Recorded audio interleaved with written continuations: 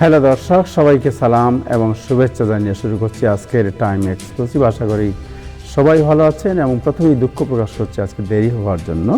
যাই হোক, যে বিষয়গুলো আজকে আলোচনা করব তা জানাচ্ছি আপনাদের, এবং দেরি হওয়ার জন্য আপনাদের যে অসুবিধা হয়েছে সেটা পুষিয়ে দেবো আমরা। খুব ভালো ভালো নিউজ আজকে অনেকগুলো হাতে আছে, এগুলো দিয়ে আপনাদের কাছে সেটা পুষিয়ে নেওয়া হবে। আজকে নিউজের মধ্যে আছে যে হোমল্যান্ড সিকিউরিটির সাথে আইআরএস কর্তৃক ইমিগ্রেন্টদের ডাটা শেয়ারিং স্থগিতের যে আবেদন হয়েছিল সেটা খারিজ করে দিয়েছে একটি কোর্ট। এবং ইমিগ্রেন্টদের মধ্যে ক্ষোভ ও আতঙ্ক, যখন ট্যাক্স সিজনে এই ধরনের একটি ঘটনা সমস্ত মানুষের মধ্যে এক ধরনের উদ্বেগ ও আতঙ্কের সৃষ্টি করেছে। স্টেট অফ ইউনিয়ন ভাষণে প্রেসিডেন্ট ট্রাম্প বক্তৃতা ও বাস্তবতার ফারাক নিয়ে ব্যাপক বিতর্ক সর্বত্র। কংগ্রেস সদস্য ইলহান ওমর কি প্রতিবাদ করছিলেন বারবার, সেই বিষয়টি আজকে আমরা জানার চেষ্টা করব। যুক্তরাষ্ট্র থেকে তৃতীয় দেশে ডিপোর্টেশন অবৈধ, ফেডারেল কোর্টের রায়, ইমিগ্রেন্টদের মধ্যে স্বস্তি। 4 আমেরিকানকে হত্যা, কিউবাকে যুক্তরাষ্ট্রের কড়া হুঁশিয়ারি। এবং বাংলাদেশ প্রসঙ্গে যেটা আলোচনা করতে চাই সেটা হচ্ছে দৃশ্যপটে বারবার বর্তমান প্রেসিডেন্ট চুপ্পু।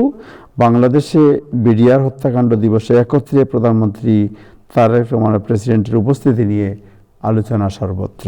এই হচ্ছে আজকের বিষয়। আজকে অতিথি যারা আছেন তাদের মধ্যে থাকবেন যেন হাসান ফেরদৌস, মিয়া মোহাম্মদ আফজাল, ইব্রাহিম চৌধুরী খুকন এবং নাসির আলী খান পল। শুরু করব দিনের আপডেট জানাচ্ছেন আমাদের প্রিয় নাজমুল হাসান। তার আগে যারা ফেসবুকে আছেন আশা করি অনুষ্ঠানটি শেয়ার করবেন। নাজমুল হাসান, আপনার কাছে যাচ্ছি। ধন্যবাদ আবু তাহের। আমার ধন্যবাদ টাইম টেলিভিশনের সকল দর্শক, শ্রোতা এবং প্যানেলিস্ট সবাইকে সালাম এবং শুভেচ্ছা। আশা করি আপনারা সবাই ভালো আছেন। আজ বুধবার, ফেব্রুয়ারি মাসের 25 তারিখ। সারা বিশ্ব যখন ইরান এবং যুক্তরাষ্ট্রের মধ্যে সামরিক সংঘর্ষের অপেক্ষা করছিলেন, তখন ইরানের পক্ষ থেকে আজকে জানানো হয়েছে যে এখনো যুক্তরাষ্ট্রের সাথে একটি চুক্তি সক্ষম এবং সম্ভব, এবং ইরান সেই ব্যাপারে অনেকটা অগ্রগতির ইঙ্গিত দিয়েছে যে যুক্তরাষ্ট্র এবং ইরানের মধ্যে যে আলোচনা চলছে একটি চুক্তির ব্যাপারে, সেই চুক্তির অগ্রগতির কথা ইরান জানিয়েছে এবং তারা বলেছে যে একটি চুক্তি হাতের নাগালের মধ্যে চলে এসেছে। তবে ইরান একটি কথা অবশ্য জোর দিয়ে গুরুত্বের সাথে বলেছে যে ইরান ততক্ষণ পর্যন্ত এই চুক্তি আগ্রহী যতক্ষণ পর্যন্ত প্রেসিডেন্ট ট্রাম্প যুক্তরাষ্ট্রের পক্ষ থেকে যে নিশ্চয়তা ইরানকে দেওয়া হয়েছিল, উইটকফ প্রেসিডেন্টের বিশেষ দূত উইটকফ এবং তার জামাতা জ্যারেড কুশনার ইরানকে যে আশ্বস্ত করেছিলেন এই যুক্তরাষ্ট্রের সাথে সাংঘর্ষিক অবস্থা নিরসনের ব্যাপারে, সেটা যদি প্রেসিডেন্ট ট্রাম্প বজায় রাখেন তাহলেই যুক্তরাষ্ট্রের সাথে একটি চুক্তি সম্ভব। এই কথাটি ইরান বলেছে এবং এর পক্ষ থেকে ধারণা করা হচ্ছে যে দুই পক্ষই খুব কাছাকাছি চলে এসেছে একটি চুক্তির, এবং আগামী দিন কয়েকের মধ্যে এই চুক্তির আনুষ্ঠানিক ঘোষণাও আসতে পারে। তবে আপাতত যুক্তরাষ্ট্র তার সামরিক উপস্থিতি বজায় রেখেছে পারস্য উপসাগরে, সেখানে একটি নয়, এখন 2টি যুদ্ধ জাহাজ অবস্থান করছে এবং শতাধিক বিমান একটি যুদ্ধ জাহাজে অবস্থান করছে। এই জাহাজটি হচ্ছে জেরাল্ড ফোর্ড, পৃথিবীর সবচেয়ে শক্তিশালী নৌবাহিনী জাহাজ, পারমাণবিক ক্ষমতা সম্পন্ন জেরাল্ড ফোর্ড এখন ইরান উপকূলে অবস্থান করছে পারস্য উপসাগরে। একটু আগে তাহের আপনারা জানিয়েছেন যে প্রেসিডেন্ট ট্রাম্পের গতকালকে স্টেট অব দ্য ইউনিয়ন ভাষণের সময় প্রতিবাদ মুখর হয়েছিলেন ইলহান ওমর, এবং সেই মিনেসোটা থেকে নির্বাচিত সংসদ সদস্য ইলহান ওমর এবং রাশিদা থালিব।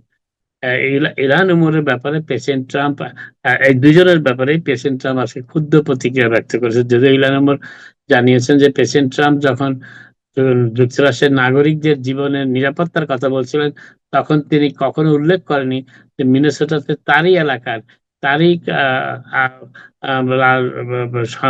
কংগ্রেশনাল আসনের 2জন বাসিন্দা নিহত হয়েছেন যুক্তরাষ্ট্রে ফেডারেল সরকারের বাহিনীর গুলিতে, এবং এটাই তিনি প্রতিবাদ করছিলেন। যদি ইলহান ওমর সেটাই জানিয়েছিলেন কালকে, কিন্তু প্রেসিডেন্ট ট্রাম্প আজকে ক্ষুব্ধ প্রতিক্রিয়া ব্যক্ত করেছেন ইলহান ওমর এবং রাশিদা তালেবের প্রতিবাদের ব্যাপারে। গতকাল তার ভাষায় তারা সেখানে বাধা দিতে গিয়েছিলেন তার বক্তব্যের সময়, এবং তাদের বলেছেন যে তাদেরকে ডিপোর্ট করে দেওয়া উচিত, যুক্তরাষ্ট্র থেকে যে দেশ থেকে তারা এসেছে সেই দেশেই তাদের পাঠিয়ে দেওয়া উচিত, এমন মন্তব্য করেছেন যুক্তরাষ্ট্রের প্রেসিডেন্ট ইলহান ও কংগ্রেস সদস্য ইলহান ওমর এবং রাশিদা তালিবের ব্যাপারে।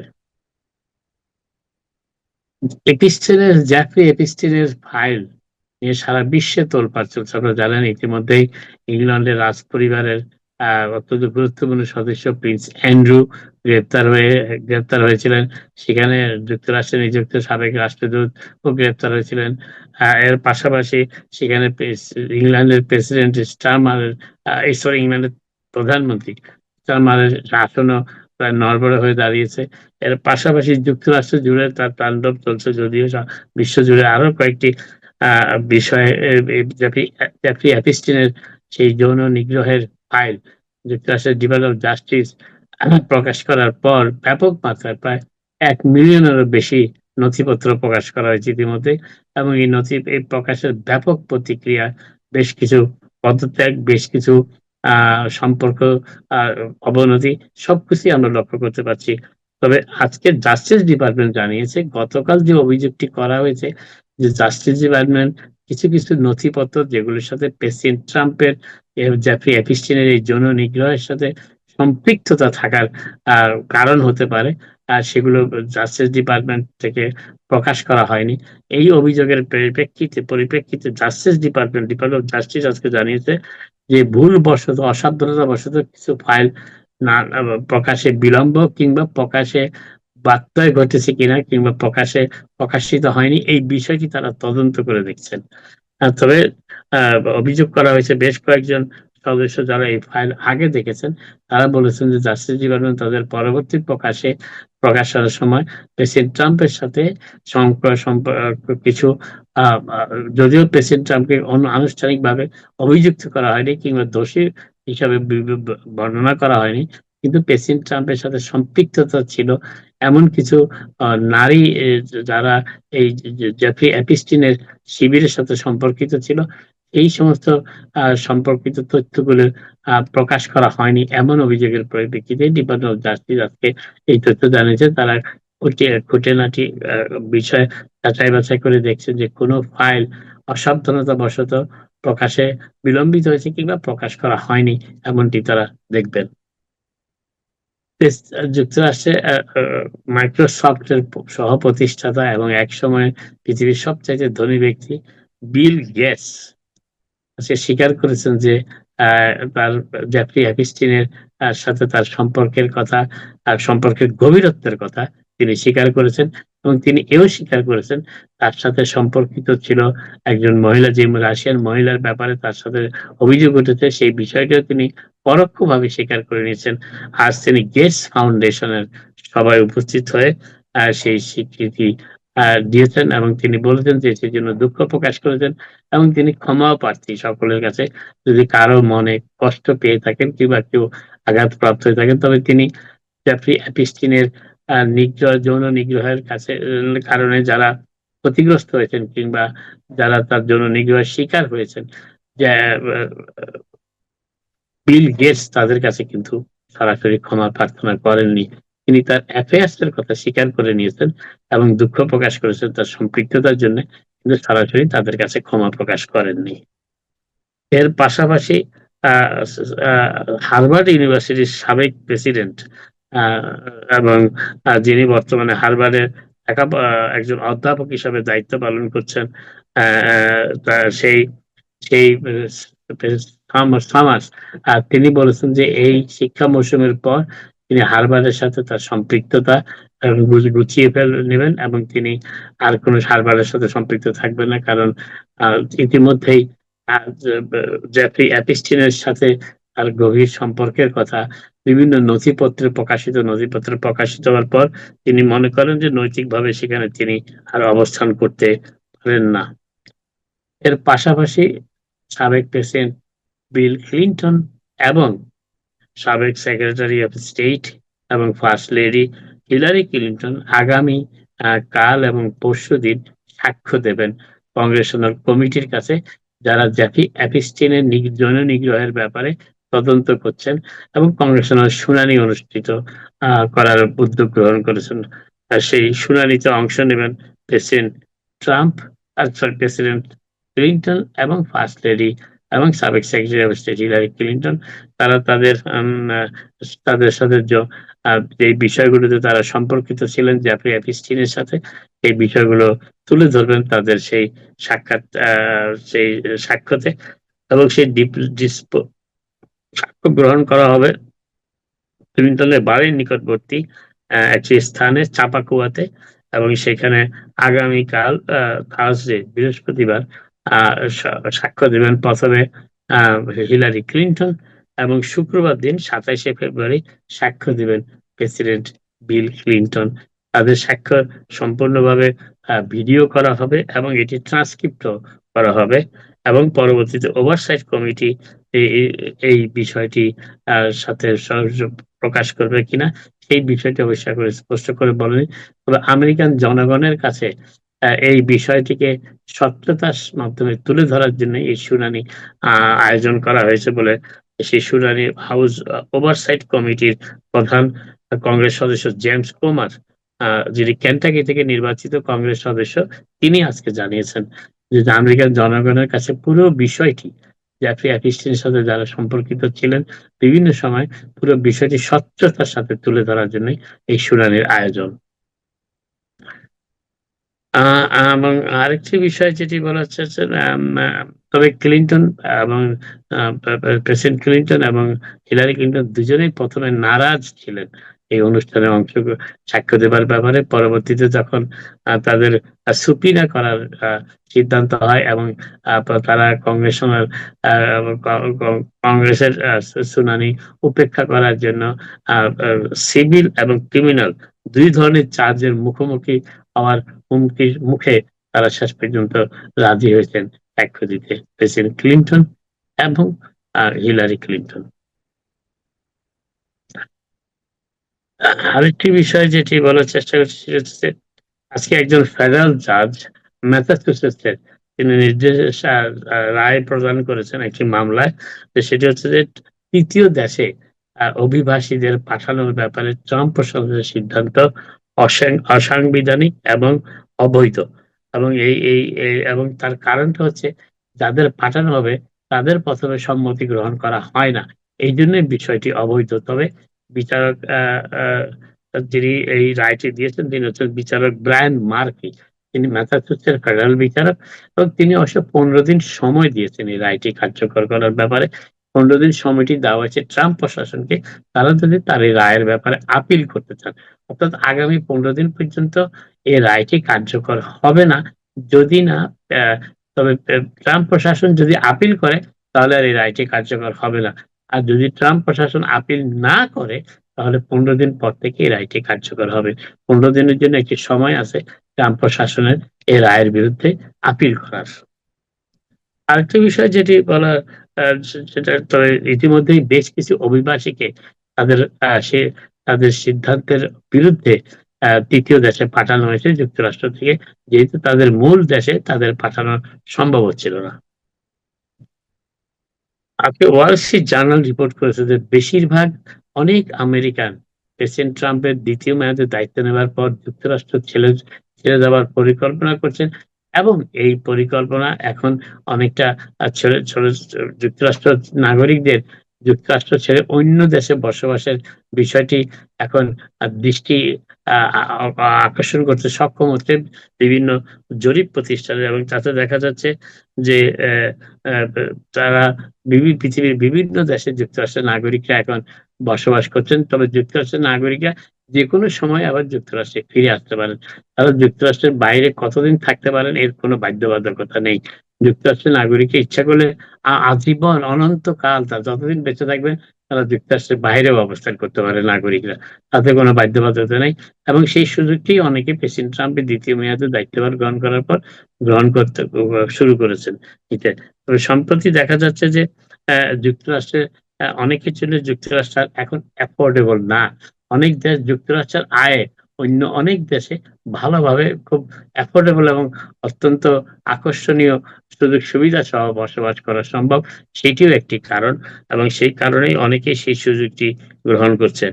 এবং এই পর্যন্ত দেখা যাচ্ছে যে এই চলতি বছরের সর্বশেষ যে হিসাবটি আমরা দেখতে পাচ্ছি, তাতে দেখা যাচ্ছে বর্তমানে ১ লক্ষেরও বেশি যুক্তরাষ্ট্রের নাগরিক যারা ছাত্র, তারা পৃথিবীর বিভিন্ন দেশে অবস্থান করছে এবং তারা সেখানে স্থায়ীভাবেও বসবাসের বিভিন্ন সুযোগও গ্রহণ করার পক্ষে মতামত দিয়েছে এবং এরা এদের সেই সমস্ত দেশে লেখাপড়ার আরেকটি কারণ হচ্ছে অ্যাফোর্ডেবল। শিক্ষা ব্যবস্থাটি যুক্তরাষ্ট্র থেকে ওই সমস্ত দেশে অনেক বেশি বহনযোগ্য শিক্ষার ব্যয়টি এবং সেই কারণেই অনেক যুক্তরাষ্ট্রের নাগরিক ছাত্রছাত্রীরা ১ লক্ষ সর্বশেষ হিসাবে দেখা যাচ্ছে এই পর্যন্ত এই বছর যুক্তরাষ্ট্রের বাইরে লেখাপড়া করছেন। যদিও যুক্তরাষ্ট্রের লেখাপড়া বিশ্বের অন্য অত্যন্ত উন্নত উচ্চমানের লেখাপড়া হিসাবেই বিবেচিত এবং পৃথিবীর বিভিন্ন দেশ থেকে, যদিও ট্রাম্প প্রশাসনের ২য় মেয়াদে দায়িত্বভার গ্রহণের পর থেকে যুক্তরাষ্ট্রের ছাত্র ভিসা, বিদেশি ছাত্রদের যুক্তরাষ্ট্রে অধ্যয়নের ভিসাটি অনেকটা কমিয়ে ফেলা হয়েছে ভিসার সংখ্যা। তা সত্ত্বেও দেখা যাচ্ছে যুক্তরাষ্ট্র থেকেও প্রায় ১ লক্ষ ছাত্রছাত্রী বিদেশে পড়তে হচ্ছে। এর পাশাপাশি সীমান্ত দিয়ে আসাটা একেবারেই বন্ধ হয়ে গিয়েছে। অতএব এখন দেখা যাচ্ছে যে যুক্তরাষ্ট্রের অভিবাসনটা নেতিবাচক, নেগেটিভ, অর্থাৎ যেই পরিমাণ মানুষ যুক্তরাষ্ট্র থেকে যুক্তরাষ্ট্রে প্রবেশ করত অভিবাসী হিসাবে, তার থেকে বেশি বেশি যুক্তরাষ্ট্রবাসী আমেরিকা ছেড়ে গিয়েছে। অর্থাৎ এটি এক ধরনের রিভার্স মাইগ্রেশন এবং সেটি যুক্তরাষ্ট্রে প্রেসিডেন্ট ট্রাম্পের ২য় মেয়াদে দায়িত্বভার গ্রহণের পর আরো স্পষ্ট হয়েছে। তার কারণ সীমান্ত দিয়ে প্রবেশ এখন প্রায় শূন্যের কোঠায় নেমে এসেছে এবং বৈধভাবে ইমিগ্রেশনও প্রেসিডেন্ট ট্রাম্প অভিবাসনটাও প্রেসিডেন্ট ট্রাম্প অনেকটা সংকুচিত করে ফেলেছেন। ৭৫টি দেশ থেকে কোনো প্রকার ভিসার আবেদন গ্রহণ করা হচ্ছে না, স্থায়ী ভিসার আবেদন। অর্থাৎ যুক্তরাষ্ট্রে অভিবাসন নিয়ে আসার সুযোগটি আপাতত বন্ধ রয়েছে ৭৫টি দেশে। এর পাশাপাশি যুক্তরাষ্ট্রে আসার জন্য অন্যান্য ভিসা, ছাত্র ভিসা এবং টুরিস্ট ভিসার ব্যাপারেও কড়াকড়ি আরোপ করা হয়েছে। এর ফলে যুক্তরাষ্ট্রের নেগেটিভ মাইগ্রেশন অর্জন করা সম্ভব হয়েছে। বহু বছর পর এই প্রথম যুক্তরাষ্ট্রে প্রেসিডেন্ট ট্রাম্পের দায়িত্বভার গ্রহণ করার পর সম্প্রতি একটি সেমিনার অনুষ্ঠিত হয়েছিল আলবেনিয়াতে, যুক্তরাষ্ট্রের নাগরিকরা বসবাস করার সুযোগ পাওয়ার ব্যাপারে। সেখানে ৪০০ আমেরিকান জয়েন করেছিলেন, যেখানে আসন সংখ্যা ছিল মাত্র ১০০ এবং আলবেনিয়াতে যদিও কিছু সামাজিক সোশ্যালিস্ট কান্ট্রি ছিল, কিন্তু সেখানে আমেরিকানদের জন্য এখন অনেক সুযোগ সুবিধা দেওয়া হয়েছে এবং আমেরিকানদের আয়ের উপরে সেই দেশে থাকলে, বসবাস করলে কোনো কর দিতে হয় না। সেই সুযোগও দেওয়া হয়েছে এবং এই সুযোগটি অনেক আমেরিকানে এই ধরনের আরো অনেক কয়েকটি দেশে এই ধরনের সুযোগ দেওয়া হচ্ছে আমেরিকান নাগরিকদের। অর্থাৎ আমেরিকান নাগরিকরা ওই সমস্ত দেশে সেটেল করে স্থায়ীভাবে বসবাসের সুযোগ গ্রহণ করছেন। আপাতত এখানে শেষ করি। আবার আপনাদের সাথে কথা হবে। আপনারা সবাই ভালো থাকুন। Nazmul Hasan, thank you so much. আজকে একটু আগে যেটা আপনি বললেন যে প্রেসিডেন্ট ট্রাম্পের যে ভাষণ, সেই ভাষণে তিনি অনেক কথা বলেছেন। ডিমের দাম শুধু ছাড়া বাকি আজকে ফ্যাক্ট চেক যেগুলো হয়েছে সারা ওয়ার্ল্ডে, বিশেষ করে আমার কাছে হাসান ভাই অনেক তথ্য আছে ওনার কাছে, আমরা আজকে জানবো। এই ফ্যাক্ট চেকের মধ্যে দেখা যাচ্ছে যে প্রতিটি ফ্যামিলিতে প্রতি মাসে প্রায় অ্যাভারেজ $200 মোট গুনতে হচ্ছে। তার মানে $2,400 বা $3,000 মতো প্রত্যেক ফ্যামিলিকে ইয়ারলি অতিরিক্ত খরচ করতে হচ্ছে। যদিও উনি বলছেন যে উনি দাম কমিয়েছেন, ইনফ্লেশন কমেছে, অনেক কিছু। যাই এই বিষয়টি নিয়ে আলোচনায় আসছি আমরা, বাট এর আগে একটু মিয়ামদ আফজাল আপনার কাছে যাই। আফজাল ভাই, আপনাকে জানতে চাই যে আপনি তো IRS এর সাথে, যেহেতু আপনি ট্যাক্স করেন, IRS সাথে ইনভলভ, এবং IRS এর সাথে একটা ছিল যে IRS DOHS বা ডিপার্টমেন্ট অফ হোমল্যান্ড সিকিউরিটি, যেটা ইমিগ্রেশন যার আন্ডারে, তাদের সাথে কোনো ট্যাক্স পেয়ারের কোনো তথ্য আদান প্রদান বা ডাটা আদান প্রদান করবে না। আজকে একটি কোর্ট বলেছে যে বিষয়টি আবেদন করা হয়েছিল, যে ডাটা আবেদন না করার যে আবেদনটি করা হয়েছিল তা খারিজ করে দিয়েছে। এতে যারা ট্যাক্স পেয়ারার ইমিগ্রেন্ট, তারা অনেকেই খুব উদ্বিগ্ন এবং আতঙ্কের মধ্যেও আছেন যে যদি DOHS এর সাথে বা ডিপার্টমেন্ট অফ হোমল্যান্ড সিকিউরিটির সাথে এই ডাটা আদান প্রদান করা হয়, তাহলে INS বা ইমিগ্রেশন তাদের সব তথ্য পেয়ে যাবে। সো একটু খবরটি কি একটু এক্স্যাক্টলি জানতে চাই আপনার কাছে, এন্ড দেন আমরা হয়তো অন্য বিষয়ে আলোচনা করব। আসসালামু আলাইকুম প্যানেলিস্ট সকলকে এবং টাইম টেলিভিশনের অজস্র দর্শক শ্রোতা সবাইকে ধন্যবাদ। যেটি বলছিলেন আপনি যে এটা অনেক আগে, 2-3 বছর আগে একটা memorandum of understanding was sign between department of homeland security and treasury department, যে ট্যাক্স পেয়ারের তথ্য যদি ইমিগ্রেশন চায়, তাহলে ট্যাক্স পেয়ার বলতে সব ট্যাক্স পেয়ার না, যারা those individual living in the United state without any legal status, তাহলে তাদের তথ্য যদি ইমিগ্রেশন চায় তাহলে আইআরএস সেটা দিবে। তো এরপরে এটা বিভিন্নভাবে চ্যালেঞ্জ হয় এবং গত মে মাসে আপনার একটা ইমিগ্রেন্ট অ্যাডভোকেসি গ্রুপ, তাদের নাম হলো সেন্ট্রো de Trabajadores Unidos, তারা এরা মেতে যখন ইউএস ডিস্ট্রিক্ট কোর্টে, ওয়াশিংটন ডিসি ডিস্ট্রিক্ট কোর্টে আপিল মামলা করলো, তখন এটা জাজরা রিজেক্ট করে দেয়। তারপরে এই immigrant group district court circuit court of DC, Washington ডিসিতে আপিল করে এবং এটা গতকালকে 3জন জাজি সেটাকে রিজেক্ট করে দেয়। এখন এখানে প্রশ্ন আসছে যে আপনি যেটা বললেন যে ট্যাক্স পেয়ার ইনফরমেশন তারা দিয়ে দিবে, এরকম মেমোরেন্ডাম অফ আন্ডারস্ট্যান্ডিং হয়েছে।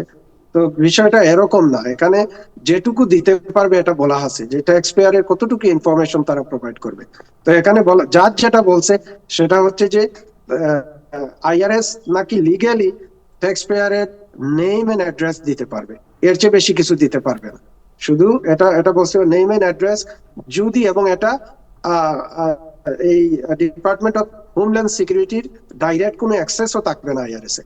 তারা যদি কোনো ইন্ডিভিজুয়ালকে সাসপেক্ট করে তাহলে তাদের ইনফরমেশন চেয়ে যদি আইআরএস কে লেখে তাইলে আইআরএস সেটা দিবে, এরকম একটা এগ্রিমেন্ট হয়েছে।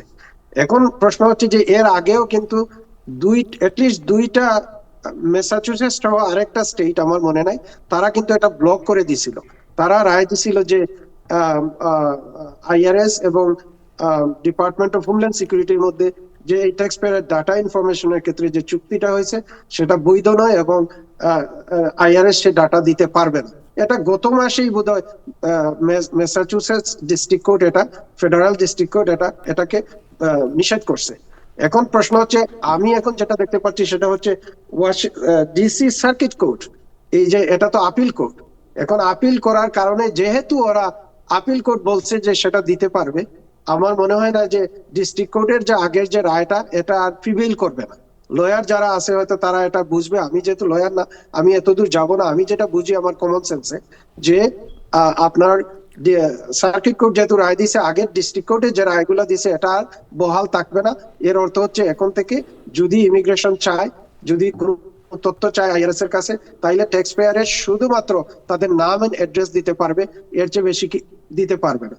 এখন অনেকের উদ্বিগ্ন হওয়ার কারণ হচ্ছে যে আসলে কি ডিপার্টমেন্ট অফ হোমল্যান্ড সিকিউরিটি জাজরা যে লাইন সেট আপ করে দিছে এটা ক্রস করে কিনা, সেটা হচ্ছে প্রশ্ন। অনেকে মনে করছে যে হয়তো আরো বেশি ইনফরমেশন দিতে পারবে। এখন এ ব্যাপারে আরেকটা কথা আমি বলি যে এমনিতেই যারা লিগ্যাল স্ট্যাটাস নাই তারা বইয়ের ভিতরে আছে, তারা কাজকর্ম করতে পারতেছে না।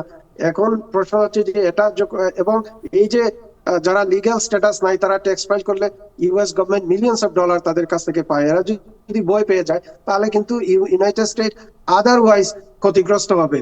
ট্রাম্প সাহেব তো আর সবকে ধরে পাঠাতে পারছেন না, যদিও ওনার ইচ্ছে আছে। তারপরেও দেখা গেছে যে আগের যে সমস্ত প্রেসিডেন্টরা যত রাগ ডাক না করে যে পরিমাণ ইমিগ্রেন্টদেরকে বাইর করে দিয়েছিলেন এই পরিমাণ উনি করতে পারতেছেন না।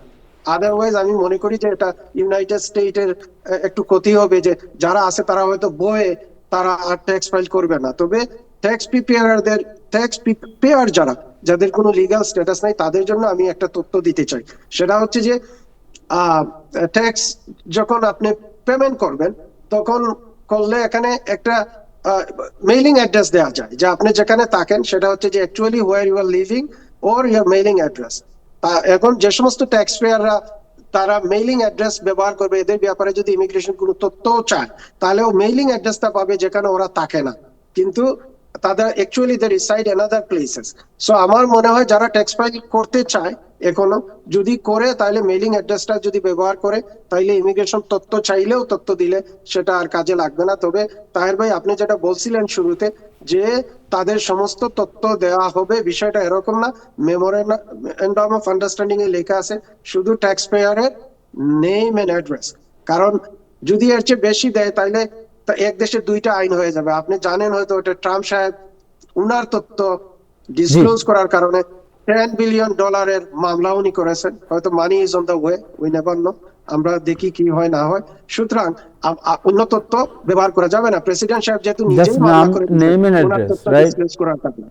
হ্যাঁ, so just name and address তারা শেয়ার করতে পারবে, অন্য কিছু জাস্ট করতে নেম পারবে এন্ড না। Address can be disclose. জি, এবং এটাই এই মেমোরেন্ডাম অফ আন্ডারস্ট্যান্ডিং এ আছেন, এবং জাজরা বলছেন যে লিগ্যালি নাকি আইআরএস শুধু নেম এন্ড অ্যাড্রেসটা ডিসক্লোজ করতে পারে। এখন এটা হচ্ছে আইনের বিষয়, যখন লয়াররা যাবে তারা আর্গুমেন্ট করবে। আমি তো মনে করি যে এখানে everything in a tax return could consider confidential information. এটা হচ্ছে কোর্টে যুক্তিতর্কের বিষয়। কিন্তু জি। এই জাজ সাহেবরা কেন বললেন যে আপনার শুধুমাত্র name and address is not the part of confidential information? এটা হয়তো কোর্টে আরো আরো হয়তো বোঝা যাবে, কোর্টে তো যুক্তিতর্ক ব্যাখ্যা হবে করবে কি আরো, হয় না বিকজ হয়। তারা বলছে ডাটা শেয়ারিং, সো ডাটার মধ্যে কি কি পড়ে এটা তো হয়তো না, কোর্ট এটা তো এটা, লেখা আছে মেমোরেন্ডাম অফ আন্ডারস্ট্যান্ডিং, ডাটার এইটুকু দেওয়া যাবে, জি, name and address only, right. Name and thank you, address only, not more than that. Thank you so much, আপনাকে অনেক ধন্যবাদ। যাই হোক, আমরা কন্টিনিউ করবো এটার ফলো আপ কি হয়। এই যে এই খবরে, এই গতকালকে আরেকটি খবর ছিল হাসান ভাই, আপনাকেও জানাই, সেটা হচ্ছে ব্যাংকের এখন অ্যাকাউন্ট করতে ট্রাম্প সাহেবের একটা নির্বাহী অধ্যাদেশ নিয়ে চিন্তা করছেন। সেটা হচ্ছে যে সিটিজেনশিপ সার্টিফিকেট দিতে হবে অ্যাকাউন্টের জন্য, রাইট?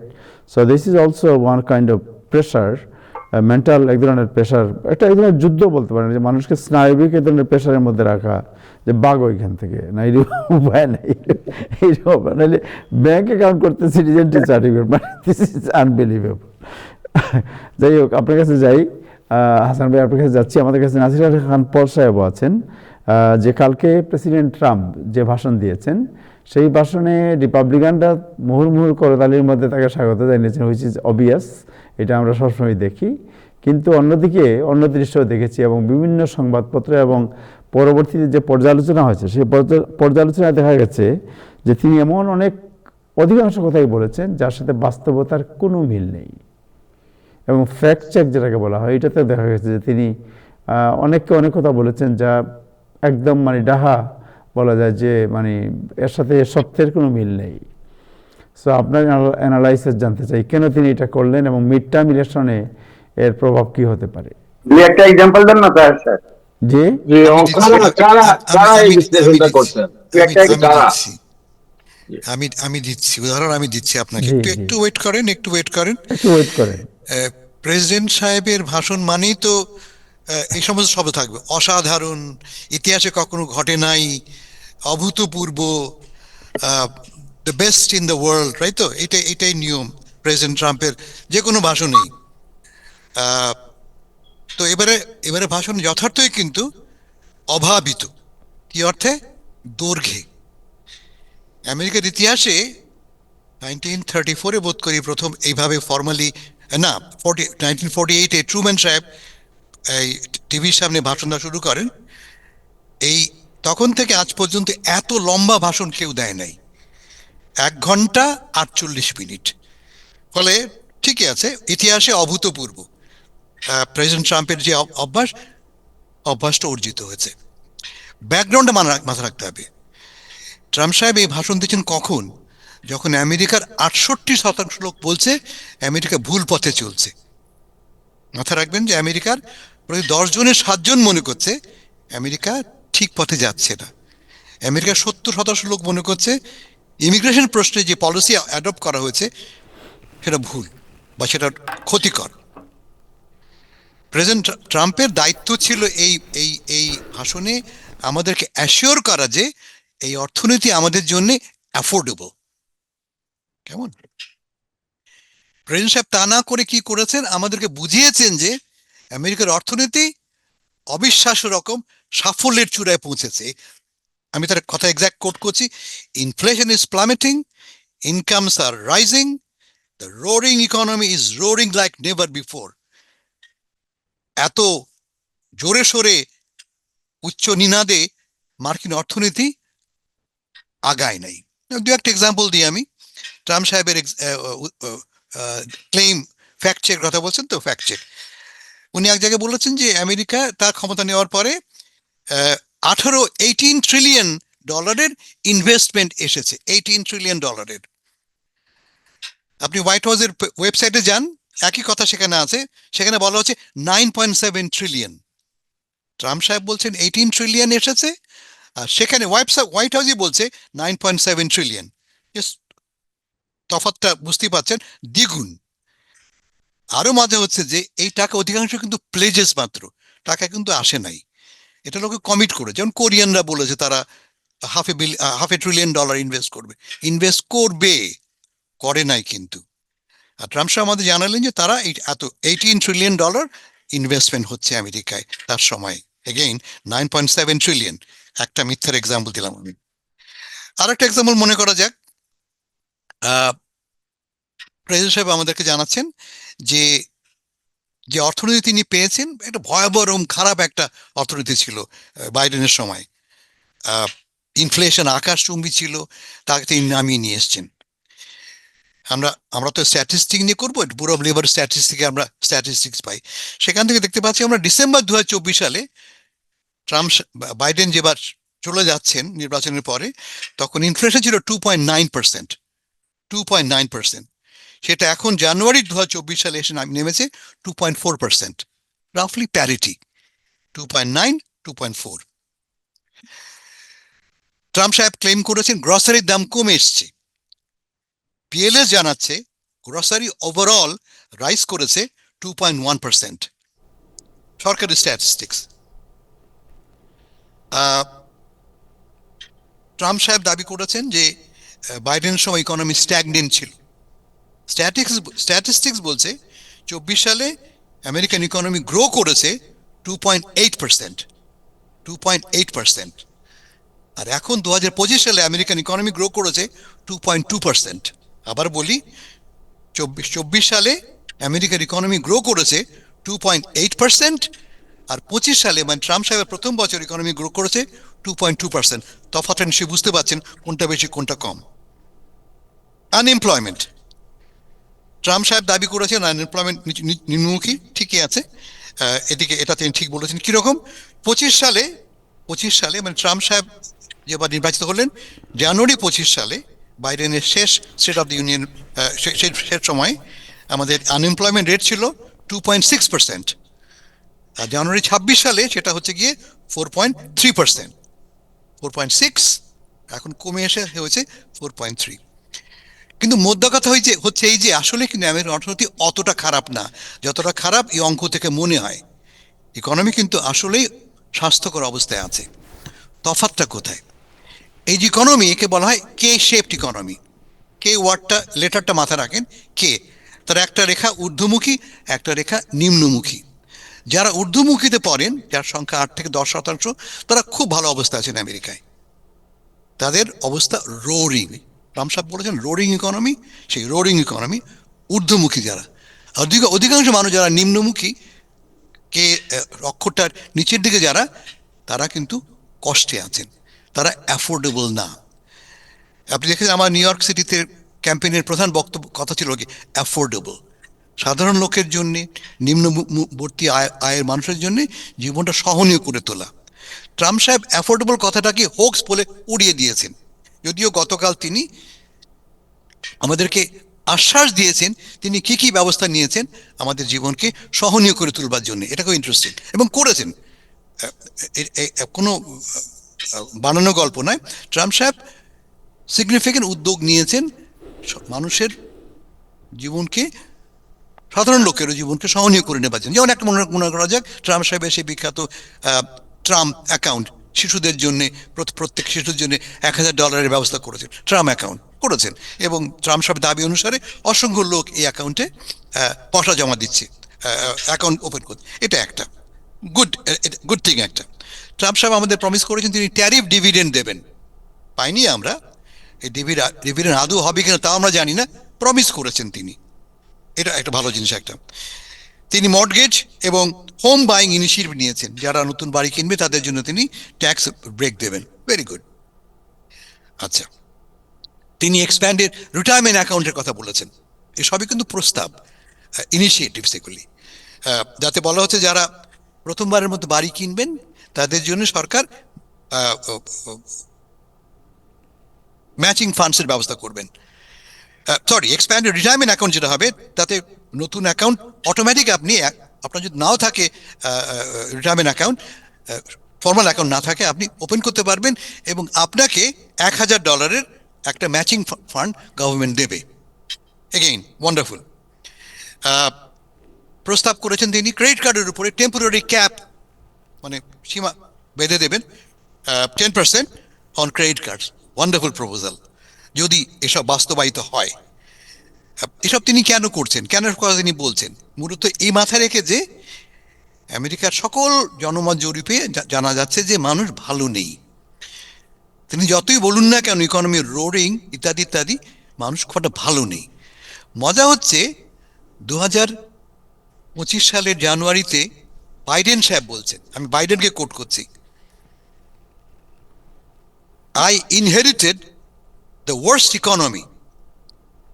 আমি আমার সময় সবচেয়ে খারাপ ইকোনমি ইনহেরিট করেছি। Our economy was on the brink, একেবারে খাদের কোণায় এসে পড়েছিল। Now our economy is literally the envy of the world. আমার ইকোনমি এখন বিশ্বে সবার কাছে ঈর্ষার পাত্র। এটা বলছেন বাইডেন সাহেব তার শেষ সময়। কখন?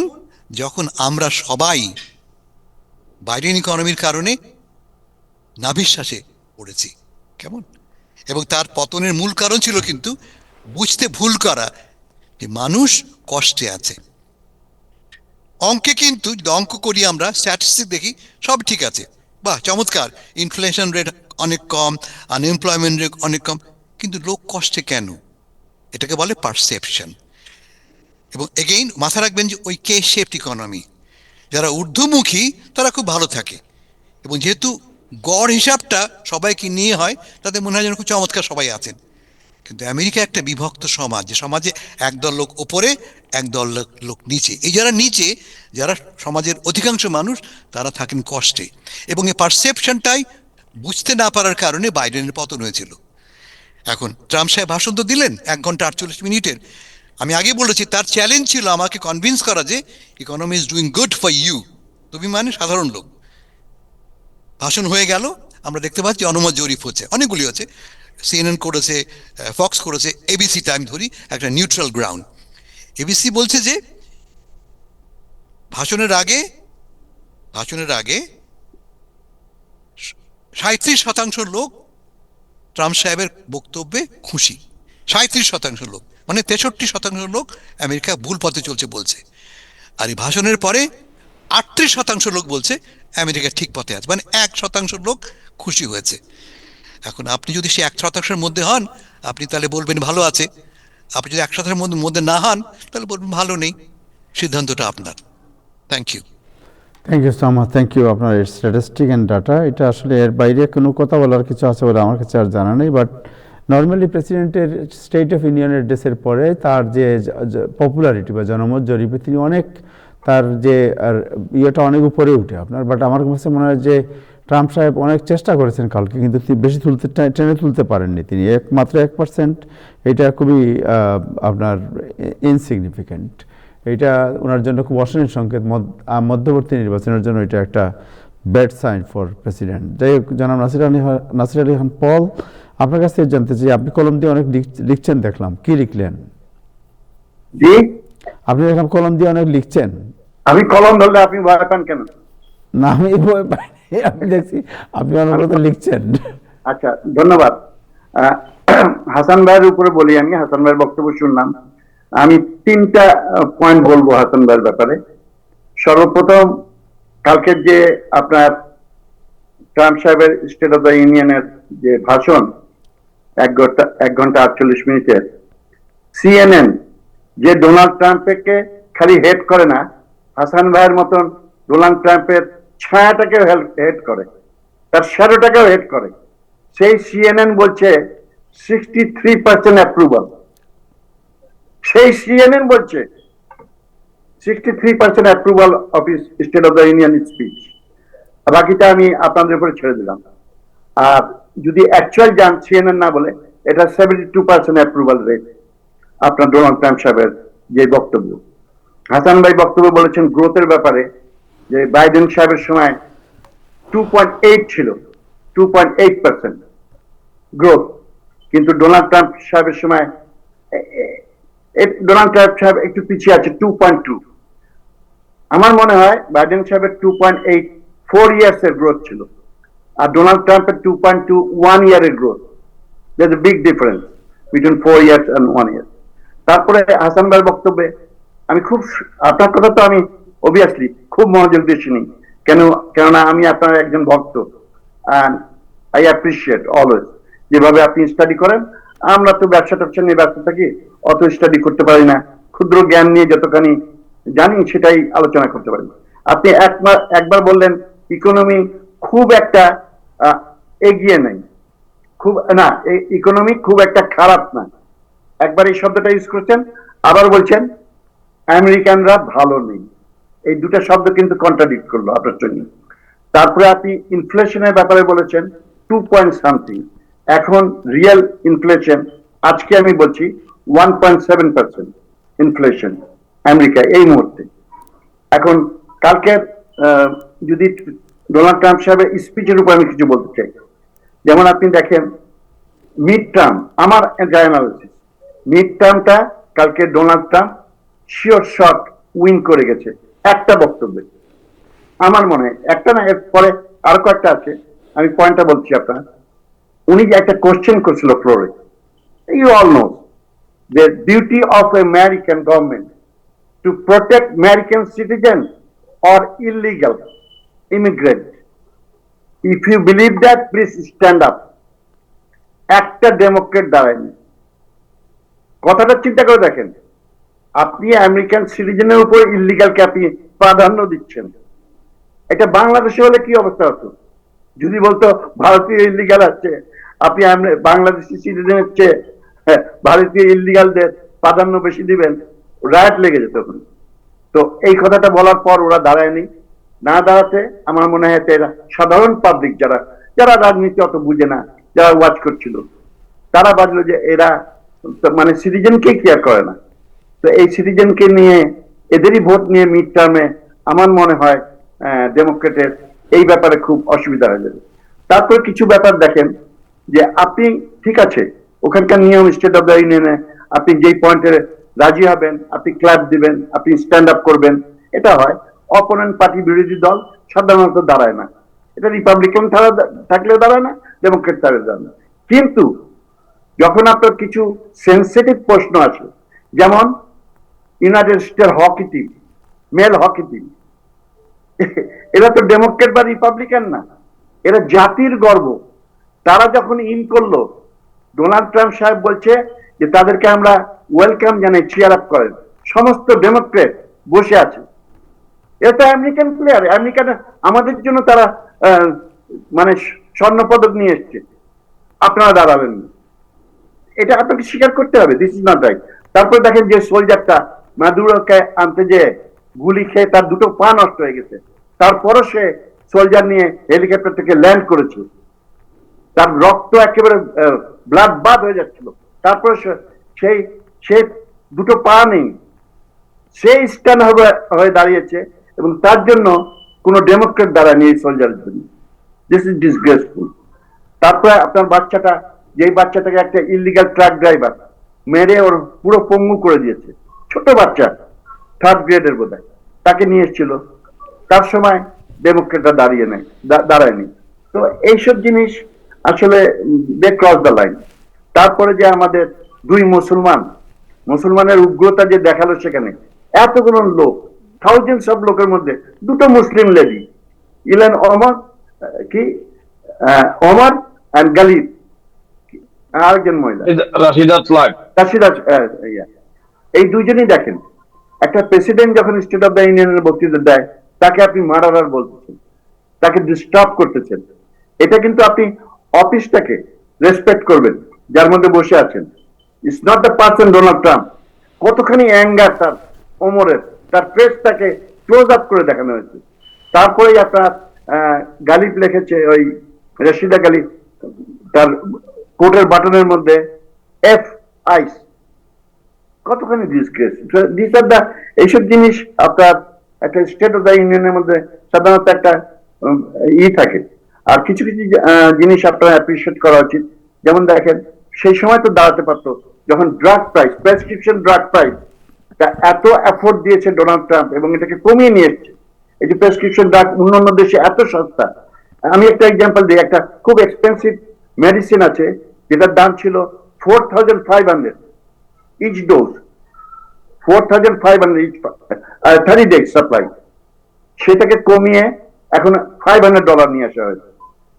তারপর আপনার ইনফ্লেশন রেট কমেছে, তারপর আপনি স্টক মার্কেট দেখেন, মানে 5,500 স্টক মার্কেট আপ, যেটা 5 বছর পর হওয়ার কথা ছিল সেটা 5 বছর আগে হয়েছে।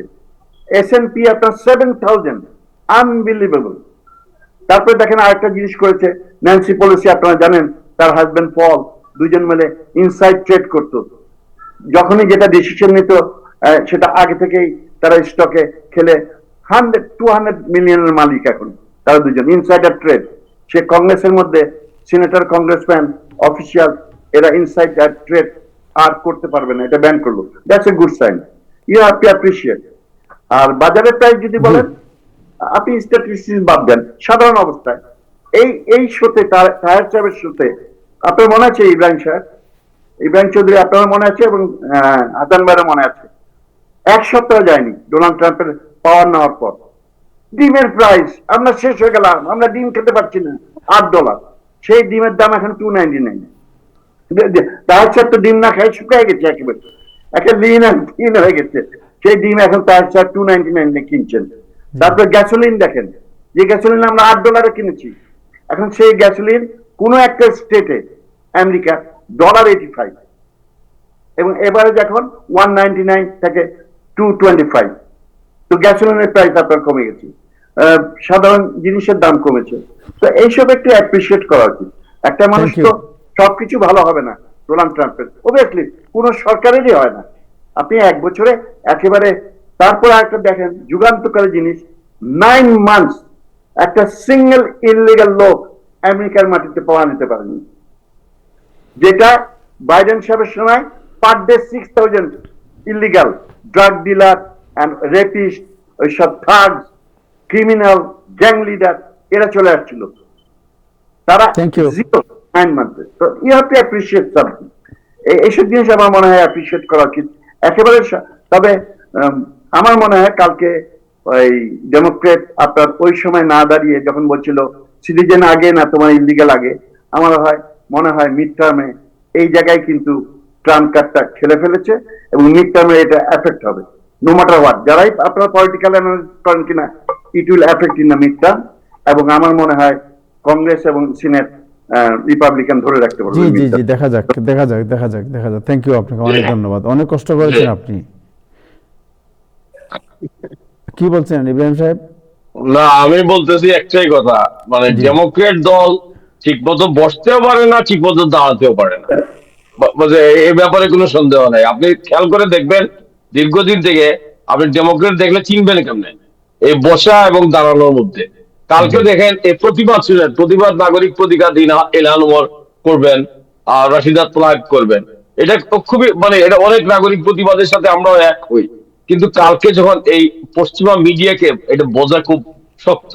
আপনি দেখেন এই CNN সহ সমস্ত মিডিয়া গুলা কিভাবে ওই আপনার এই ইলহান ওমরকে পোর্ট্রেট করছে। যখন প্রেসিডেন্ট বক্তৃতা দিতেন, তিনি একটা মাথায় একটা কাপড় হিজাব বাইন্দা আর তার একটা মানে মুখকে বিকৃত করে প্রেসিডেন্টের প্রতি ধিক্কার জ্বালাচ্ছেন। এটা কি বার্তা দিচ্ছে?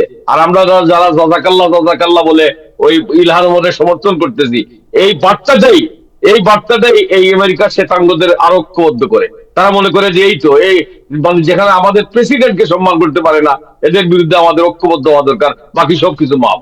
আর সবকিছু হচ্ছে যে ওই মানে এইটা হলো আমার এই বক্তব্য। ডেমোক্রেটরা সঠিকভাবে প্রতিবাদও কালকে করতে পারে নাই। আজকে কোথায় ছিলেন আপনার ওকাসিও, তার কেউ তারা বাইরে প্রতিবাদ করতেছেন, আর এই দুইজন ভিতরে ওনারা যদি প্রতিবাদই করবেন, হ্যাঁ প্রতিটা সময়ই আমরা দেখছি স্টেট অফ ইউনিয়নে যারা বিরোধী দলে থাকেন তাদের প্রতিবাদ হয়। এই সমস্ত প্রতিবাদের একটা স্ট্যান্ডার্ড, প্রতিবাদের একটা ইম্প্যাক্ট থাকে। কিন্তু কালকে ডেমোক্রেট দলের যে প্রতিবাদ, কেউ ন্যাশনাল মলে, কেউ আবার মানে ডেমোক্রেট দল তারা এটা বর্জন করেছেন, আবার কেউ এখানে বসে মাথায় কাপড় বাঁধা পিন লাগাইয়া আপনি কি বার্তা দিতেছেন আমেরিকায়? যে আমেরিকার মানুষ যে কারণে বিক্ষুব্ধ, আমেরিকার মানুষ যে কারণে আপনাদের মানে আজকে তারা একটা মার্জিনালাইজ হয়ে ঐক্যবদ্ধ হচ্ছে, সেই কারণকেই উস্কে দেওয়া হচ্ছে এইসব করার কারণে। আপনি প্রতিবাদ কোন জায়গায় কোন সময় করবেন? আপনি এখন নিউ ইয়র্ক সিটিতে ইলেকশনে দাঁড়ায় যদি আপনি বলেন যে গে লেসবিয়ান নিষিদ্ধ, আমাদের ধর্ম বলছে 4 বিয়ে করতে হবে, আপনি কি ভোট পাইবেন? সো আপনার প্রতিবাদ, আপনার বক্তব্য আপনার কোন জায়গায় আপনি কিভাবে রাখবেন, সেই ডেমোক্রেট আমি মনে করি কালকে খুব ভালো করে ফেল করেছে। এমনকি ডেমোক্রেটদের বিরুদ্ধে মানে প্রেসিডেন্ট ডোনাল্ড ট্রাম্পের যে বক্তৃতা দিবে, এটা একটা ঐতিহাসিক বক্তৃতা, এটা আগামী দিনের রাজনীতিতে পাঠ করা হবে আমি মনে করি। এবং সেই দীর্ঘ সময় যে পাঠ করছেন, এর জবাব যে দিচ্ছেন ভার্জিনিয়ার গভর্নর, এর চেয়ে আমাদের হাসান ফেরদৌস ভাইকে নিলে তিনি ভালো বলতে পারেন। এই মিনমিন করে উনি একটা জবাবও দিতে পারেন নাই। মানে এটা আমি নিজেকে খুব মানে খুব শেমফুল মনে হয়েছে আমার। তো এটা সোজা করা বুঝতে পারছি আপনার পয়েন্ট, বুঝতে মানে পারছি। কি বুঝে বলছেন আপনি? মানে এখানে তো বুঝাবুঝির কিছু নাই, বুঝেই যদি ফেলেন মানে এখানে তো বুঝাবুঝির কিছু নাই। মানে আপনার কষ্ট হইতেছে একটা নায়কের মতো কালকে একটা আমেরিকার প্রেসিডেন্ট যেভাবে বক্তৃতা দেয়, দীর্ঘদিন পরে আমরা দেখলাম the whole stage was occupied by him, মানে তার উনি নাচিয়ে রেখেছেন। এবং খালি মানে সেই কংগ্রেস না, সমস্ত আমেরিকার মানুষ, আমি নিজে দাঁড়িয়ে গেছি বিছনা থেকে যে আমেরিকার মানুষকে আপনি নিরাপত্তা দিন। দাঁড়িয়ে থাকেন তিনি, যখন প্রেসিডেন্ট বলছে যে আমেরিকার মানুষকে নিরাপত্তা দেওয়াই আমেরিকার সরকারের কাজ, আমি তো এই শ্রদ্ধা জানিয়ে আমি নিজেই দাঁড়াইছি। এটা আমার নাগরিক দায়িত্ব, আমি মনে করি এই জিনিসকে সাপোর্ট করা দরকার। আমাকে একজন বললেন যে আপনি দৌড় দিয়েছিলেন রাস্তা দিয়ে, একেবারে দাঁড়ান নাই, আপনি দৌড় মারছিলেন। আমিও দাঁড়া গেছিলাম ভাই, দাঁড়া গেছিলাম। Thank you. ভালো, এটা খুব মজা হয়েছে আপনাদের সবকিছু। আসাম, এনি রিমার্ক? আমার রিমার্কটা শুধু আমি একটা কথা বলি যে উনি পল ভাই তো বললেন অ্যাপ্রুভালের, আমি কোট করে বলছি, আমি বানিয়ে বলছি না তো, আমি এবিসি নিউজ থেকে বলছি, আমার সামনে এবিসি নিউজ খোলা আছে। এবিসি নিউজ বলছে যে 60% লোক ডিসঅ্যাপ্রুভ করেছে, 60% লোক ডিসঅ্যাপ্রুভ করেছে, আর 39% লোক অ্যাপ্রুভ করেছে। দেখেন সিএনএন তো কোনো সার্ভে করেনি, সিএনএন করেছে ইমিডিয়েট একটা সার্ভে করেছে। ওরা 8 জন লোককে ডেকে নিয়ে এসছে, 8 জন লোকের ইমিডিয়েট রিয়াকশন, 4 জন রিপাবলিকান, 4 জন ডেমোক্র্যাট, 2 জন ইন্ডিপেন্ডেন্ট। এটা সার্ভে, এটা হচ্ছে সার্ভে, এবিসির সার্ভে। 60 জন ডিসঅ্যাপ্রুভ, 39 জন অ্যাপ্রুভ। কেমন? আমি আপনাকে আরো ইন্টারেস্টিং তথ্য দিতে পারি যদি আপনি ইন্টারেস্টেড হন। সিবিএস করেছে একটা সার্ভে, সিবিএস খুব একটা ভালো সার্ভে করেছে, বড় সড়ো সার্ভে করেছে, যেখানে তারা বলছে যে আমেরিকার এখন কি অবস্থা, কি আমেরিকান লোকদের ভাবনা চিন্তার মধ্যে কি আছে এখন। দেখা যাচ্ছে যে আমেরিকার 85% মানুষ মনে করে আমেরিকা ইজ ডিভাইডেড কান্ট্রি। 85% লোক বলছে it's a divided country. Divided country. প্রেসিডেন্টের দায়িত্ব ছিল দেশটাকে ইউনাইট করা, তিনি কি করেছেন? দেশটাকে ডিভাইড করেছেন। আমি অন্য কোনো যাবো না, স্ট্যাটিস্টিক্স যাবো না। একটা primary responsibility of a president, of a leader, is to bring people together. জি, উল্টো হয়েছে। Thank you so much, thank you. আমরা বাংলাদেশ প্রসঙ্গে একটু আলোচনা করি, জাস্ট সংক্ষেপে 3 মিনিট করে। প্রথমে শুরু করি, ইব্রাহিম চৌধুরী কোন আপনার কাছে যাই, যে প্রেসিডেন্ট চুপ্পু সাহেবকে নিয়ে আলোচনাটা শুরু করি। প্রেসিডেন্ট চুপ্পু সাহেবের ব্যাপারে আপনি জানেন যে উনি সাক্ষাৎকার দিয়েছেন, এবং তার সাক্ষাৎকার, তার দৃশ্যপটে চলে আসা, এটা it is not by himself. অনেকে মনে করছেন, বা পর্যবেক্ষক তারা মনে করছেন যে এর বিহাইন্ডে কোনো একটি বিষয় আছে, যে বিষয়ের কারণে তিনি অনেক শক্তি পেয়েছেন। তার প্রেস সেক্রেটারি নিয়োগ করা হয়েছে, তাকে দৃশ্যপটে আনা হয়েছে।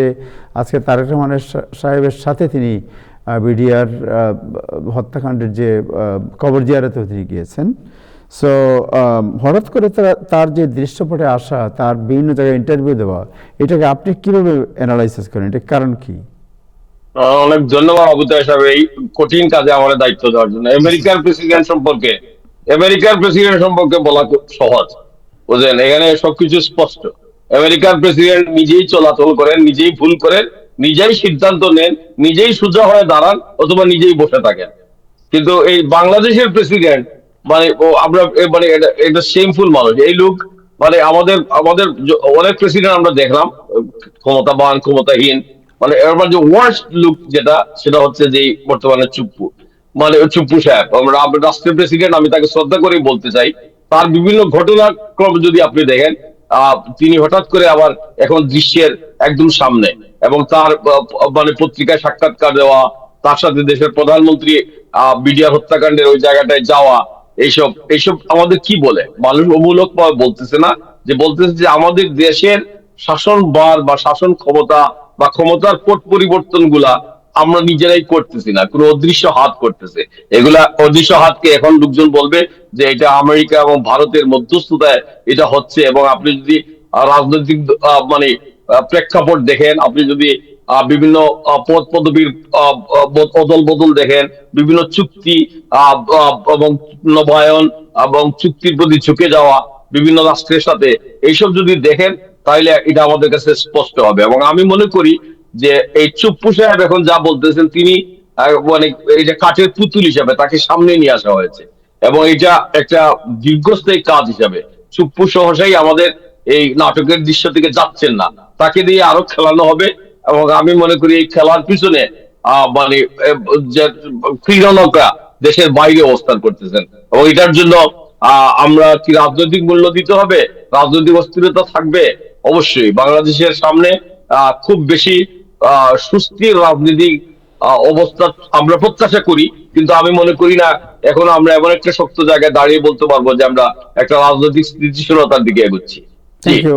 এবং এ ব্যাপারে আপনার কাছে যাই, সেটা হচ্ছে যে চুপ্পু সাহেব উনি যখন প্রেসিডেন্ট হন, এর আগে তিনি তার অনেক কথা আছে যেগুলো ঐতিহাসিক। তিনি একসময় বলেছিলেন যে শেখ হাসিনাকে, সাবেক প্রধানমন্ত্রীকে লক্ষ্য করে তিনি বলছিলেন যে আমি শ্রদ্ধেয় আপাকে পায়ে ধরে সালাম কদমবুসি করতে চাচ্ছিলাম অনেকদিন থেকে, কিন্তু তিনি আমার ফোন ধরছিলেন না, যার কারণে আমি কদমবুসি করতে। আমার কাছে মনে হচ্ছিল তিনি বোধহয় আমার উপর ক্ষিপ্ত, কিন্তু তিনি যে আমাকে প্রেসিডেন্ট করার জন্য এটা করছেন এটা আমি বুঝতে পারিনি। আমি তার কাছে আজীবন কৃতজ্ঞ। তারপরে তিনি প্রেসিডেন্ট হওয়ার পরে বেগম খালেদা জিয়াউর রহমান সম্পর্কে আপত্তিকর কথাবার্তা বলেছেন। তিনি বাংলাদেশে যখন ফ্যাসিস্ট বিরোধী আন্দোলন হয়েছে, তখন এই যে শত শত ছাত্রছাত্রী মানুষ মারা গেছে, এই সময় তিনি নীরব ছিলেন। পরে আবার ইউনূস সাহেবের সাথে কণ্ঠ মিলিয়ে তিনি নীরবতা পালন করেছেন, এখন আবার অন্য সুরে কথা বলছেন। এই যে মানে মানুষের যে একটা মোরাল স্ট্যান্ড থাকে যে আমি সত্যের পক্ষে থাকবো, না হয় ডু অর ডাই, এইটা না করে উনি যে এই যে একটা এত দুর্বল একটা মানে পরিস্থিতির এবং একটা দুর্বল মানসিকতার যে পরিচায়ক। এবং আমরা যদি বলি আমার ছেলে মেয়েকে যে নৈতিক যে ভিত্তি একটি মানুষের, হু ইজ দ্য পার্সন, একটা দেশের প্রেসিডেন্ট, উনি এই তারেক সাহেবকে আজকে হাত ধরে বলতেছেন তার মতো মানুষ হয় না, কয়েকদিন আগে বলছেন শেখ হাসিনার মতো মানুষ হয় না, মাঝখানে একবার বলছেন যে গালাগালি করেছেন জিয়াউর রহমানকে, গালাগালি করেছেন বেগম খালেদা জিয়াকে, একসময় অন্যায়ের বিরুদ্ধে প্রতিবাদ চুপ ছিলেন, তিনি এখন দেশের প্রেসিডেন্ট, তাকে নিয়ে আবার বেশ সামনে দৃশ্যপটে তিনি চলে আসছেন। এই বিষয়টিকে আপনি কিভাবে দেখছেন? খুব সংক্ষেপে 2 মিনিটে আপনার শুনতে চাই। কাকে বলছেন তাই? আপনাকে বলছি, মেহমুদ আফজাল সাহেব, আপনাকে বলছি। আচ্ছা, চুপ্পু সাহেবকে যখন নিয়োগ দেওয়া হয়, তখন অনেকেই বলছে, এবং আপনি যদি ওনার ব্যাকগ্রাউন্ড দেখেন তাহলে দেখবেন যে বা উনি যদি আরো যে সমস্ত প্রেসিডেন্ট ছিলেন বাংলার সবচেয়ে লো গ্রেডের নিম্নমানের একজন লোককে প্রেসিডেন্ট করা হয়েছে। এটার কারণ আপনি আগেই বলছেন যে লোক আরেকজনের পা কুজে, হ্যাঁ, যে লোক পা কুজে, সে কিভাবে বাংলাদেশের এত সম্মানিত একটা পোস্ট সে ধারণ করে। এত এত ব্যক্তিত্বহীন একটা মানুষ, আপনি চিন্তা করে দেখেন যে সে টিভি ক্যামেরায় কোনো অন রেকর্ডেড এভরিথিং উনি বলছেন যে জিয়াউর রহমান এবং খালেদা জিয়া যে স্বাধীনতার চেতনাকে তছনছ করে ফেলেছে, এবং এই বর্তমান প্রধানমন্ত্রীকে এই যে খাম্বার বিষয়ে যারা খাম্বা টাম্বা করে দুর্নীতি করছে তাদের ব্যাপারে তদন্ত এরকম বক্তব্যে সরাসরি বলেছেন। উনি নিজেকে ছাত্রলীগ হিসাবে নিজেকে পরিচয় দিয়ে উনি প্রাউড ফিল করেছেন। এই ধরনের একটা প্রেসিডেন্ট আপনার বাংলাদেশের এটা হতে পারে, এটা অত্যন্ত লজ্জার। এখন উনি যেটা করছেন সেটা অনেকে মনে করছে যে যখন কোনো এমপি অথবা কোনো মন্ত্রী যখন শপথ গ্রহণ করে তখন তারা কিছু কনফিডেন্সিয়ালিটির ক্ষেত্রে তারা শপথ করে, এবং অনেকে মনে করছেন এখন যে উনি যে কি বলে সেটা এই যে বক্তব্য দিচ্ছেন সেটা উনি ব্রেক করছেন, উনি ওটা বলতে পারেন না। এখন সবচেয়ে মজার একটা বিষয় হচ্ছে যে আমরা এখন বর্তমান প্রধানমন্ত্রী ওনার দিকে খুব সুনজরে চান, তারা একসাথে চলেন।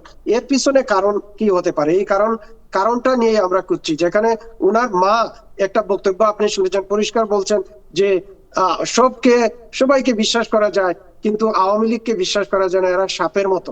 এখন যেহেতু আগে দংশন যাতে না করতে পারে সে ব্যাপারে সতর্ক থাকবেন, দংশন করার পরে যাতে আপনাদের উজা খুঁজতে না হয়, এরকম কথা বলেছেন। এখন উনার দহরম মহরম বিভিন্ন জায়গায় আওয়ামী লীগের আপনার কি খুলছে, ওই যে অফিসগুলা খুলছে, স্লোগান দেওয়া হচ্ছে, এবং এর সাথে সাথে এই যে হুক্কা হুয়া দিলেন আমাদের প্রেসিডেন্ট সাহেব, তার সাথে আরো বিভিন্ন জায়গা থেকে হুক্কা হুয়া হচ্ছে। এটা কিন্তু খুব ভালোভাবে মানে মনে করা করা ভালোভাবে নেওয়া যায় না। আরেকটা জিনিস হচ্ছে, আমি বলে শেষ করে দিতে চাচ্ছি, ইউনূস সাহেবকে যেভাবে বলা হয়েছিল যে উনি জুলাই বিপ্লবের সাথে উনি বেইমানি করেছেন, প্রেসিডেন্টের কথাবার্তায় এখন প্রমাণিত হচ্ছে যে ইউনূস সাহেব কোনো জুলাই বিপ্লবে কোনো বেইমানি করে নাই, জুলাই বিপ্লব উনি ধারণ করেছিলেন। এটাই তার কথা, প্রেসিডেন্টের কথাবার্তায় এখন ইউনূস সাহেব যে জুলাই বিপ্লব বুকে ধারণ করেছিলেন সেটাই প্রমাণিত হচ্ছে। সুতরাং চুপ্পু সাহেবকে, যদি তারেক রহমান চুপ্পু সাহেবকে রাখতে চান, তাহলে মনে হচ্ছে যেন উনি রেখে দিবেন, এর একটা অবস্থা। উনার জন্য ভালো হবে যদি উনাকে চুপ থাকতে বলেন। Thank you so much, thank you. Nasir Ali Khan Paul, 2 minute. হ্যাঁ, ধন্যবাদ। আমার মনে হয় আফজাল সাহেবের আওয়ামী লীগ বললেই ওনার চুলকানি আছে, ওনার মলম লাগবে। আওয়ামী লীগ নামটা শুনলেই বোধহয় ওনার চুলকানি হয়, কারণ যেভাবে এত অ্যাগ্রেসিভ কথা বললেন, ছাত্রলীগ কেন করছে, ছাত্রলীগ করার মনে হয় মহাপাপ। আপনাদের সমস্ত শরীরে চুলকানি লাগে, আমার বোধহয় আপনার চুলকানি লাগে গেছে। মহাপাপ এটা আপনি বলতে পারবেন?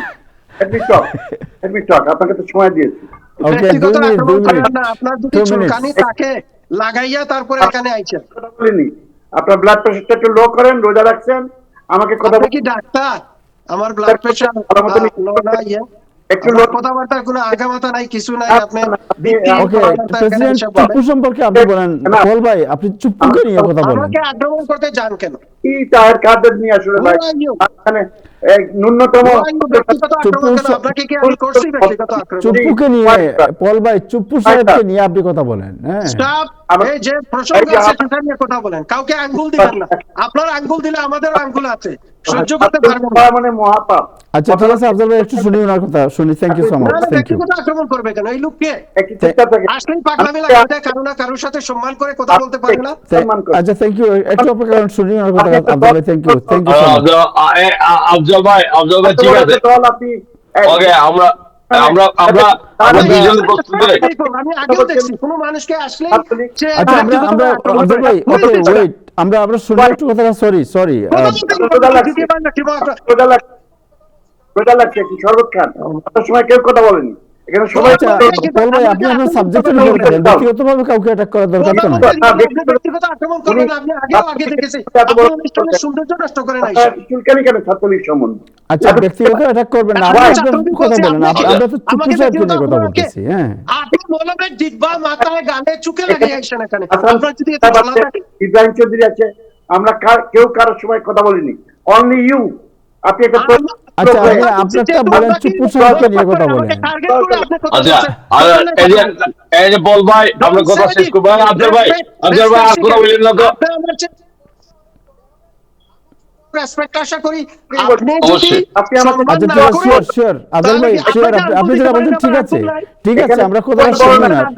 আফজাল সাহেব প্রত্যেক মানুষের সাথে আপনি জোরটা লাগাতে নাই ভাই, একটু চুপ করেন। আমাকে বলছেন my time, please stay quiet. আচ্ছা, আপনি ব্যক্তিগত কথা বলবেন, এটাই বলে দিলাম। ভদ্রলোক আছে, আসবেন, কন্টেন্ট বিষয়বস্তু নিয়ে কথা বলবেন। আমাকে আপনি আক্রমণ করতে চাও, আপনাকে কেউ গোনায় ধরে। রোজা লাগছে আপনার রোজা লাগছে, প্লিজ একটু থাকেন রোজা। আচ্ছা, আপনি আবার ব্যক্তিগতভাবে যাবেন না। পল ভাই, ব্যক্তিগত আক্রমণ করা ঠিক হবে না। আপনি ইস্যু নিয়ে আলোচনা করেন না। আমরা তো কথা শেষ এখন, প্লিজ আফজাল ভাই শুনি আমরা। নাসির ভাই, পল ভাই বলেন প্লিজ। যাই হোক, আমার মনে হয় এই ভদ্রতা আমাদের বজায় রাখা উচিত। যার যখন সময় আবার এই প্রসঙ্গে আলোচনা করার দরকার নেই, আপনি বলেন। নিজে ভদ্র হন, এরপরে ভদ্রতার নিজে ভদ্র এনাফ ভাই। আপনি ছাত্রলীগকে এইভাবে একটা স্বাধীনতা সংগ্রামের সময় যাদের এত তাদের অবদান আছে, প্রতিটা জিনিসের মধ্যে তাদের অবদান আছে, ভাষা আন্দোলন থেকে তাদেরকে কিন্তু আমাকে আঙ্গুল দিয়েন না। অবদান টবদান যা বলেন সেটা বলেন, আমার অধিকার আছে আমি কি বলবো না বলবো, আমাকে ডিটারমাইন করিয়েন না আমি কি বলবো। আমার টাইম এখন, আমাকে টক বলতে দেন। যাই হোক, চুপুর ব্যাপারে একটু আসি। চুপু সাহেব কিন্তু একমাত্র একটা জিনিস দেখতে হবে আপনাদের, যে এই পজিশনের মধ্যে সাংবিধানিক কনস্টিটিউশন অনুযায়ী একমাত্র একটাই পোস্ট ছিল, যেটা রাষ্ট্রপতি। সংবিধানকে যদি আপনি ফলো করেন 72, তাহলে একমাত্র লিগ্যাল পোস্ট ছিল চুপ্পু সাহেবের। এখন চুপ্পু সাহেব কি করছে? চুপ্পু সাহেব বের হওয়ার পর যেসব ইনফরমেশন দিচ্ছে ইটস ভেরি ইম্পর্টেন্ট। যেমন বলেছে যে তাকে কোথাও বের হতে দেয়নি, এমনও দিন গেছে তাকে তার বউয়ের সঙ্গে থাকতে দেয়নি। তারপরে এই এত বড় একটা চুক্তি সাইন করেছে ইউনূস সরকার, যেটা এই জাস্ট যাওয়ার সময় শেষ মুহূর্তে, এটা তো অনেক ফিশি ব্যাপার।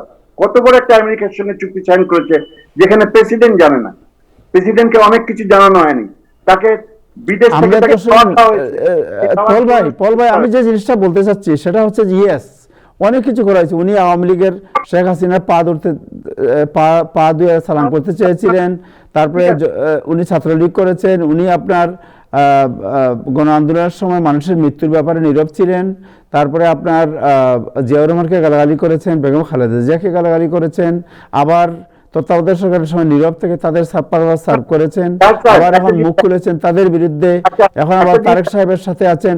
সো মোরাল যে একটা প্রেসিডেন্ট ইজ এ ইনস্টিটিউশন, এই লোকের এই ধরনের পার্সোনালিটিকে আপনি কিভাবে একটা জাতির অভিভাবক হিসেবে তুলে ধরবেন? আচ্ছা, আপনি ওনার পার্সোনালিটি বললেন, আপনাকে আমি একটা এক্সাম্পল দিচ্ছি। কিছুদিন আগে Khalilur Rahman, foreign secretary, foreign minister, Khalilur Rahman সাহেব সম্বন্ধে সালাউদ্দিন কি বলেছিল? সালাউদ্দিন সাহেব কি বলেছিল বিএনপির? যে এই লোকটা, আচ্ছা আমি তো অন্য প্রসঙ্গে যাচ্ছি না, অন্য কে কি বলছে, যে বলে যে সে যদি বলে তাহলে সে অন্যায় করছে মনে করেন। আমি আপনাকে প্রশ্ন করতেছি, আপনি কি ডিফেন্ড করতেছেন প্রেসিডেন্টকে? হাজ্জাজ নামে যে ছেলেটা প্রতিমন্ত্রী, শিক্ষা প্রতিমন্ত্রী হাজ্জাজ, আজকে বলছে তারেক রহমান এর আমরা উম্মত। Do you know that? সে বলছে তারেক রহমান আমি উম্মত, তাকে নবী বানিয়ে দিচ্ছে। তো রাজনীতিতে এরকম ফালতু কথা তো অনেক লোক বলে, খালি চুপ কেন? তাইলে উনি ওনার ঠিক আছে আপনি বলতেছেন, রাইট? প্রমাণ আছে। না ওনার কথা ঠিক আছে, তাহলে আপনি বলতেছেন যে ইজ ওকে। যুগে যুগে এটা হয়ে যাচ্ছে। না এটা আপনার দেশে এটা ওকে, রাইট? জি, আপনি যেটা বলতেছেন যে চুপ্পু সাহেব যা করছেন সব ঠিক আছে, এটাই তো বলতে চাচ্ছেন। আমি কোনো সময় তা বলিনি। আপনি why are putting word in my mouth? আমি বলছি আপনি তো যুক্তি আনতেছেন যে ওনাকে জাস্টিফাই করার জন্য, রাইট? ইউনূস সাহেব দিক থেকেও অনেক অন্যায় হয়েছে। মানে he is the only legal person, যে সংবিধান অনুযায়ী একমাত্র রাষ্ট্রপতি লিগ্যাল ছিল। তাকে আপনারা ইউজ করছেন, মিস ইউজ করছেন, এখন আপনারা ডান করে দেবেন। গভর্নমেন্ট আপনার ইউনূস সরকার ইউজ করছে, তারেক রহমান সাহেব ইউজ করছে। আচ্ছা আপনি আমারে বলেন একটা বিষয় বলেন, আপনার কাছে আপনি একজন নীতিবান মানুষ, আপনার কাছে আমি গেলাম একটা বন্দুক নিয়ে বললাম তোমাকে মেরে ফেলবো, রাইট? তুমি এইভাবে চলতে হবে। আপনি যদি আপনার নীতির প্রতি অবিচল থেকে বলেন মারলে মারো, আমি আমার নীতি প্রতি অবিচল থাকবো না, আপনারা কি করতে পারবে? প্রেসিডেন্টকে কি হত্যা করতে পারতো? এত নীতিবান লোক বাংলাদেশে নাই ভাই। তাইলে এটা বলেন, ওই প্রসঙ্গ ওই জিনিসটাই বোঝার জন্য আমি বলতেছিলাম। এত নীতিবান পলিটিশিয়ানদের মধ্যে কেউ নাই। Most of them are crook, most of them are crook. আপনি জানেন পল ভাই নিজেও তো এই চুপ্পুকে নীতিবান মানুষ বলতেছে না। He was used by the interim government, now he is used, they are using him. So by the Tarique Rahman. So এখন এই ইউজ পাল্টা ইউজ এর পরিণতিটা কোথায় যাচ্ছে, এটাই আমরা আলোচনা করি। একটা মেরুদণ্ডহীন মানুষ, সে তো আওয়ামী লীগের সাথে বিশ্বাসঘাতকতা করছে, এটা বেঈমান লোক, এর ব্যাপারে আমাদের কোনো সন্দেহ নাই। আওয়ামী লীগের লোক বাচ্চেন, ওকে প্রেস করে কেউ? ওকে প্রেস করে? আওয়ামী লীগের লোক প্রেস করে না কেউ, nobody.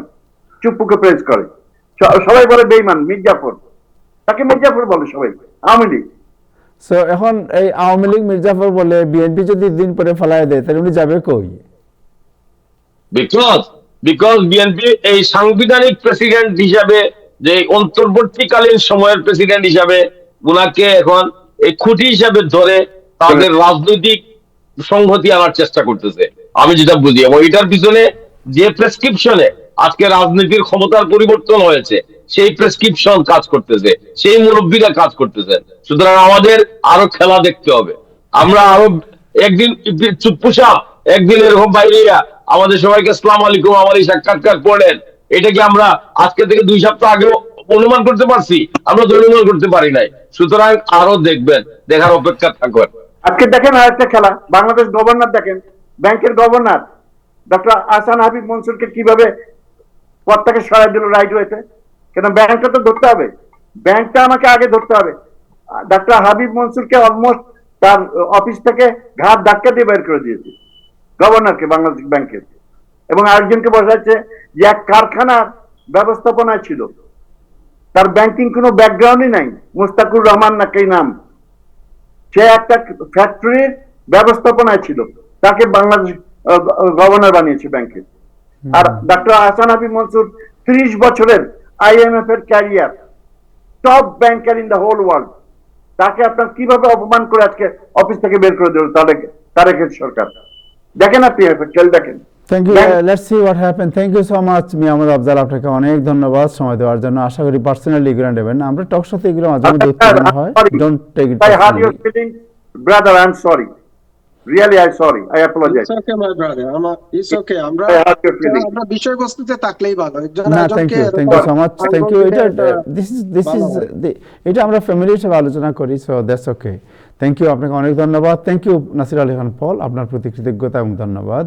And thank you Ibrahim Chowdhury Khokon, আমাদের শ্রদ্ধা হাসান ভাই, আপনাকে অনেক ধন্যবাদ এবং কৃতজ্ঞতা আজকে এই সুন্দর আলোচনায় অংশ নেওয়ার জন্য। দর্শক, আজকে এ পর্যন্তই। আগামীকাল আবার কথা হবে, আবার দেখা হবে, যদি আমরা সবাই বেঁচে থাকি।